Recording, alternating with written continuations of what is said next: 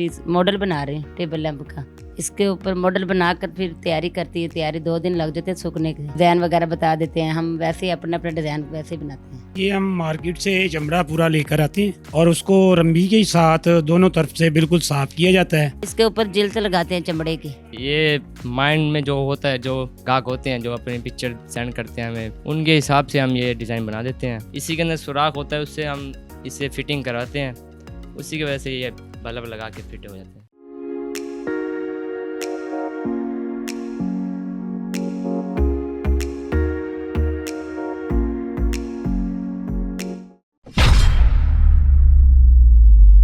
जी नाज़रीन, हमारे साथ मौजूद हैं राशिदा।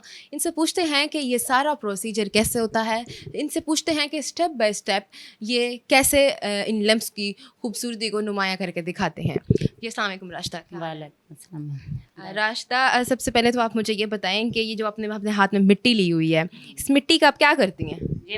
ये मट्टी बना रही हूँ, इसको हम कच्ची पीस मॉडल बना रहे हैं टेबल लैंप का। अच्छा, मॉडल बनाने के बाद फिर क्या करते हैं? इसके ऊपर मॉडल बनाकर फिर तैयारी करती है। तैयारी 2 दिन लग जाते हैं सूखने के। उसके बाद डाई बनाती है प्लास्टर पेरिस की, सांचा वगैरह किसको कहते हैं। सांचा बनाकर उसमें फिर माल निकालती है, वो आगे या दूसरे स्टेप पे आता है। अच्छा, लोग आपको ऑर्डर करते हैं, आप जैसा वो बोलते हैं आप फिर उनको वैसा बना कर दे देते हैं? वैसे बना कर देते हैं, कुछ तस्वीर दे दे और कोई वैसे बता दें और कोई डिज़ाइन वगैरह बता देते हैं, हम वैसे ही अपना अपना डिज़ाइन वैसे ही बनाते हैं। ठीक है, इसके बाद फिर क्या करते हैं और स्टेप है?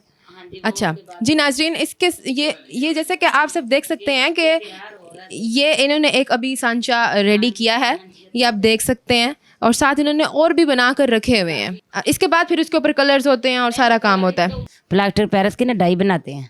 ठीक है, डाई के बाद फिर रंग लगाते हैं, उसको 2 दिन 3 दिन लग जाते हैं डाई को सूखने से। तो उसके बाद फिर तैयारी करते हैं, उसको रंग लगाते हैं, मास्टर वाला रंग लगाते हैं, वो ऊपर है। ठीक है, चलें अब आपको दूसरा स्टेप दिखाते हैं, वो ऊपर की तरफ है। आइए जी नाज़रीन, जैसे कि आपने देखा कि अब हम आए हैं नेक्स्ट स्टेप के ऊपर, और अभी आपको नीचे हम लोग दिखा के आए थे कि वो मिट्टी के भी सांचे बन रहे थे। अब इसके बाद जो सेकंड इसका प्रोसेस है, इसमें प्लास्टिक पेरिस के साथ कुछ मज़ीद बनाया जाता है, वो इनसे खुद ही जानते हैं। जी ज़रा बताइएगा कि ये अब दूसरे स्टेप में क्या होता है? स्टेप में ये है टेबल कच्ची चाक मिट्टी का निकाल रही हूँ डाई में। ये किसी से बनाया गया है? 4 प्लास्टर पेरिस की मिट्टी जो होती है ना, अच्छा, फिर डाई बनाते हैं। डाई से बाद ये माल निकलता है। फिर इसके बाद क्या करते हैं? इसके ऊपर जिल्त लगाते हैं चमड़े की, कैमित के इनकी जिल्त लगाते हैं। तो ये जब मिट्टी के बाद इसके ऊपर प्लास्टिक पेरिस का करते हैं, तो इसको क्या धूप के ऊपर रखना पड़ता है? धूप में रखते हैं, 2-3 दिन तो लग जाते, सूख जाता है, फिर लगाते हैं चमड़े में। अच्छा, मतलब 2-3 दिन के इंतजार के बाद जाके ये बन। गीले के ऊपर नहीं लगाते, सूख जाएगा ना। अभी कल आज धूप में रखेंगे, कल तक सूख जाए, 24 घंटे में ही सूख जाए। गर्मी का सर्दी का भी टाइम होता है। तो ये जो इतने भी सारे पड़े हैं, ये सारे डाइयाँ बनियाँ पड़ी हैं, इसके हर अपने अपने डिज़ाइन भी है, साइज भी है, छोटे बड़े जैसे दुकानदार हमें कह देते हैं वैसे हम बना कर दिखाते हैं, दुकान दे देते हैं, सेल भी करते हैं, बैठ भी जाता है हमारा माल, मुल्तान में भी रह जाता है। तो ये जो लैंप हैं, ये आप अपने सिर्फ इस जगह पर ही काम चल रहा है, या आप लोग दुकानों में भी इसको सेल करते हैं? दुकानों पे भी सेल करते हैं, इस्लामाबाद जाता है, लाहौर भी जाता है, बाहर भी जाता है, यूरोप और अमेरिका जो चाइना वाले, हमारा माल बाहर भी जाता है।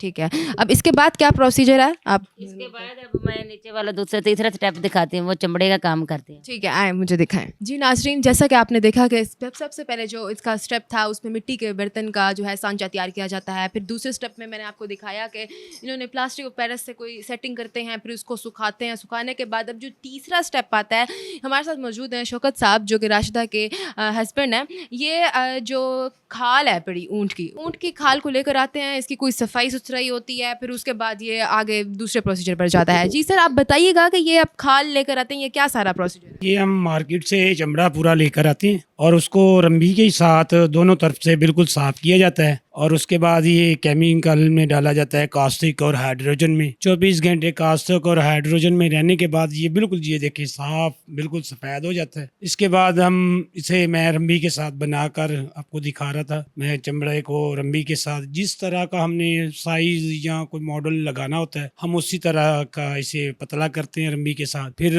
मशीन में इसका बिल्कुल कीमा करते हैं, बारीक बिल्कुल कीमा करने के बाद उसको फिर दोबारा प्रेस से पेरिस पर लगाया जाता है। और प्रेक्सिल पैड पे लगाने के बाद ये 2 दिन 3 दिन धूप में रखने के बाद ये बिल्कुल सूख जाता है, अपनी असल हालत में आ जाता है। फिर हम इसे स्टिक और सोटी के साथ तोड़ देते हैं, जो बिल्कुल प्रेक्सिल पैड अंदर से निकलने के बाद बिल्कुल चमड़े का पीस रह जाता है। जी नाज़रीन, आप ये देख भी सकते हैं कि इन्होंने एक ये सांचे के ऊपर लगाया भी हुआ है। ये अभी जैसे इन्होंने यहाँ तैयार किया और उसके बाद इन्होंने ये एक सांचे के ऊपर लगाया भी हुआ है। अभी ये मेरे ख्याल से गीला है, इसको ड्राई करने के लिए धूप में रखा जाएगा। जी, इसको धूप में रखा जाएगा जी। ये बताएं कि ये फिर इसके ये देने के बाद आपको फिर आप क्या करती हैं? इसके बाद वो मेरे शोर बनाकर मुझे देती है ना, उसके बाद ये लगा रही हूँ किन वगैरह, चाक मिट्टी के बाद ये ऊपर चमड़ा लगा रही हूँ ऊपर से। हाँ जी, और जितना साइज हो ना टोटे वगैरह लगाने पड़ती हैं। तो फिर इसमें बहुत ज़्यादा मेहनत होती है। हाँ जी, मेहनत तो होती है। दस्ती पीस है हमारा, दस्ती काम है, दस्ती सारा कुछ ही है। मट्टी का भी बनाना हो, चाक मिट्टी का भी, वो भी दस्ती है। मशीन में सिर्फ एक मगदी निकलती है कीमा, जो इसका चमड़े का कीमा निकाल दे, बाकी सारा हाथ से काम है। अच्छा, तो ये अभी आपने दिखाया कि पहले आपने उसकी एक लेयर लगाई है, फिर दूसरी लगाई है। वो छोटी सी नहीं, बस के साथ और टोटे लगा दिए, छोटा था और। अच्छा, इसको लगाने के बाद इसको फिर ड्राई किया जाता है। फिर ड्राई करने के बाद फिर इसका क्या प्रोसीजर है? ये अब लगा रही हूँ, इसके बाद फिर धूप में रख देते हैं। 2-3 दिन लग जाते हैं, सर्दियों में ज़्यादा लगते हैं, गर्मियों में 24 घंटे बाद सूख जाते हैं। फिर उसके बाद क्या करते हैं? उसके बाद ये मट्टी का निकाल देते हैं, वो चमड़े का फिर डिज़ाइन सारा उधर ही आ जाता है। नक्काशी तो नक्काशी जो होती है वो भी आप खुद करते हैं? वो हमारा बेटा करता है। अच्छा, ठीक है। वो ये क्या मुख्तलिफ रंगों से बनाई जाती है? मुख्तलिफ रंगों भी और मुख्तलिफ डिज़ाइन भी होते हैं, छोटे बड़े साइज भी होते हैं। जी नाज़रीन, हमारे साथ मौजूद थी राशिदा और शौकत साहब, जिन्होंने हमें दिखाया कि ये लैम्प कैसे बनाए जाते हैं और उस पर क्या क्या मेहनत होती है। और अब जो एक मेरे ख्याल से लास्ट स्टेज है जिसमें दिखाते हैं कि इसकी नक्काशी कैसे होती है। इनके साथ इनका बेटा है जो इनकी मदद करवाता है। आइए उससे जानते हैं कि ये नक्काशी कैसे होती है। जी नाज़रीन, अब मैं पहुंची हूँ आखिरी स्टेप के ऊपर, जहाँ पर हमारे साथ मौजूद हैं मखदूम अली, जो कि शौकत साहब के बेटे हैं और ये भी इनका हाथ बताते हैं।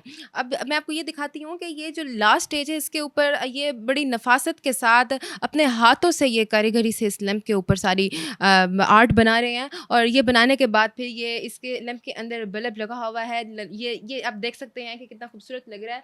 आइए इनसे पूछते हैं कि ये कैसे ये आर्ट तैयार करते हैं। ये अस्सलाम वालेकुम, कैसे हैं आप? वालेकुम अस्सलाम। अली, ये बताइएगा कि ये कैसे, ये तो बहुत मेहनत का काम है, ये अपने हाथों से आप बनाते हैं हर लैम्प के ऊपर? जी, ये माइंड में जो होता है, जो डिज़ाइन हमारे दिया जाता है, जो गाहक होते हैं जो अपनी पिक्चर सेंड करते हैं हमें, उनके हिसाब से हम ये डिज़ाइन बना देते हैं। तो वो जैसा ही आपको डिज़ाइन भेजते हैं आप बिल्कुल वैसा का वैसा बना कर देते हैं उनको? जी, जैसे भेजते हैं वैसे हम बना देते हैं उन्हें। तो जो कलर्स का कॉम्बिनेशन होता है, ये कैसे आपके जहन में आइडिया आता है, कैसे कर लेते हैं आप? टीन के हिसाब से काम करते हैं, वैसे हिसाब से हमारे हाथ में चढ़ा होता है, तो हम उसको जो कलर भरना होता है वैसे हम भर देते हैं उन्हें। तो लास्ट में जो इसके अंदर लाइट लगाते हैं आप, ये क्या सीन है पड़ा?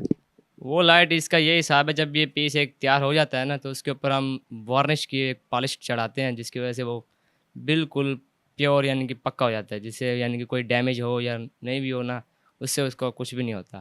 फिर उसके बाद हम इसमें बल्ब की फिटिंग होती है, जो तार के साथ इसके नीचे आती है लकड़ी की बेस, जो इसी के साथ जो होती है ये वाली, इसी के अंदर सुराख होता है, उससे हम इसे फिटिंग करवाते हैं, उसी की वजह से ये बल्ब लगा के फिट हो जाते हैं।